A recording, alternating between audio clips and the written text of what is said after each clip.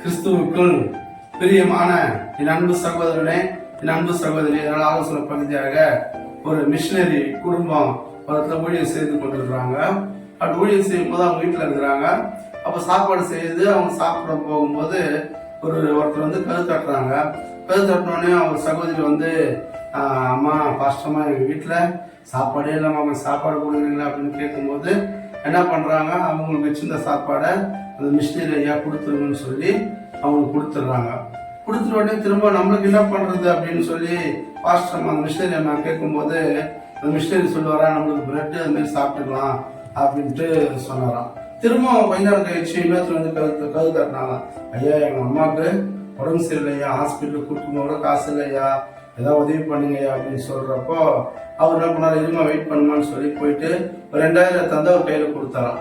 கொடுத்த உடனே கொடுத்துட்டு அவன் வாங்கிட்டு போயிட்டானாம். திரும்ப கொஞ்ச நேரம் கழிச்சு இன்னொருத்தர் வந்து அதே மாதிரி கதை தட்டினாங்க. ஐயா போல எங்கள் வீட்டில் சாப்பாடு செய்வோம், குழம்பு செய்வோம், எந்த காய்கறியும் இல்லை, பருப்பு எதுவுமே இல்லையா, ரொம்ப கஷ்டப்படுறேன், எதாவது கொடுங்க ஐயா அப்படின்னு கேட்கும்போது அப்போ அந்த மிஷினரி சொன்னாராம், மிஷினரி அம்மாட்ட, அம்மா நம்மளாட்ட இருக்கிற அந்த காய்கறி பருப்பு இதெல்லாம் கொடுமா அப்படின்னு சொல்லும்போது அவங்க வச்சுருந்து மொத்தமே எடுத்து அவங்களுக்கு கொடுத்துட்டாங்க. கொடுத்துட்டோடனே அவங்க மகள் கேட்குறாங்களாம், அப்பா 3 அக்காங்க வந்தாங்க, 3 அக்காவும் நம்மளுக்கு வச்சிருந்த சாப்பாடை கேட்டாங்க, அதை கொடுத்துட்டீங்க. ரெண்டாவது நமக்கு எனக்கு பீஸ் கட்டுறதுக்கு நீங்கள் பீஸ் எனக்கு கட்டல, நீங்கள் வச்சிருந்த அந்த 2000 கொடுத்துட்டீங்க.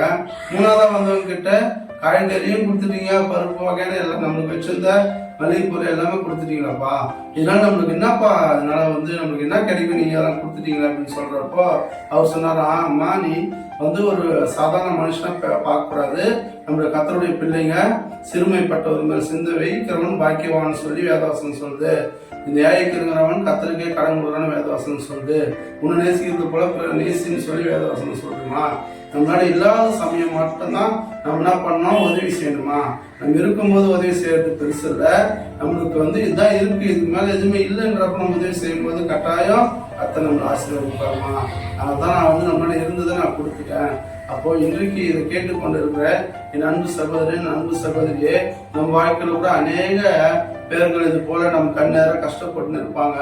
அநேகர் சாப்பாட்டுக்கு வழி இல்லாம, அநேகர் துணி இல்லாம, அநேகர் வந்து நோயினால் அகப்பட்டு இருப்பாங்க. ஆனா நாம் கிறிஸ்துவா இருக்கிறோம், இயேசு கிறிஸ்து என்னை ரட்சித்தார்னு சொல்றோம், இயேசுதான் என் கடவுள்னு சொல்றோம். ஆனா நாம் சிறுமைப்பட்டவர் மேல் சிந்தை வைக்கிறோமா. அவர் தான் சொல்றாரு, இந்த ஏழைக்கு இறங்குறவன் எனக்கே கடன் கொடுக்குறேன்னு சொல்லி வேதவசனம் சொல்லிட்டு, அப்ப நம்ம ஏழைகளை பார்த்து நம்ம இறங்குறோமா, ஏழைக்கு நம்ம உதவி செய்யறோமா. இன்றைக்கு ஒருவேளை அந்த மிஷினரி மாத்திரம் தனக்கு தேவை சாப்பாடு, எனக்கு சாப்பாடு இல்லைன்னு சொல்லியிருந்தா அது வந்து அவர் கிறிஸ்தவ பிள்ளை இல்லை. மாறா அவர் என்ன பண்ணாரு, அவர் கையில வச்சு 2000 எடுத்து அந்த கொடுத்துட்டாரு எல்லாரும் கேட்ட பிற்பாடு. அப்போ நாம் இப்போ வந்து நம் கையில அநேக ஆயிரங்கள் லட்சங்கள் வைத்து கொண்டு இருக்கிறோம். நாம் எவ்வளவு பேருக்கு இது மாதிரி உதவி செய்திருக்கிறோம், எவ்வளவு பேர் இல்லாமல் வாழ்ந்து கொண்டிருக்கிறாங்க, நம் இயேசுவின் அன்பை சொல்லி கொண்டிருக்கிறோம். அப்போ ஒரு வேலை சொல்லினா இன்றைக்கு நான் சிறுமைப்பட்டவர்கள் சிந்தை வைப்பேன் அப்படின்னு சொல்லி தீர்மானம் எடுங்க. கர்த்தர் உங்களை என்னை ஆசீர்வதிப்பாராக. ஆமென். அல்லேலூயா. நான் வாழும் இடங்களில் அழைப்பை மறவாமல் வெளிச்சம் கொடுத்திட விரும்புகிறேன். நற்செயல் செய்வதில் சோர்ந்து போகாமல் உம்மை போல் வாழ்ந்து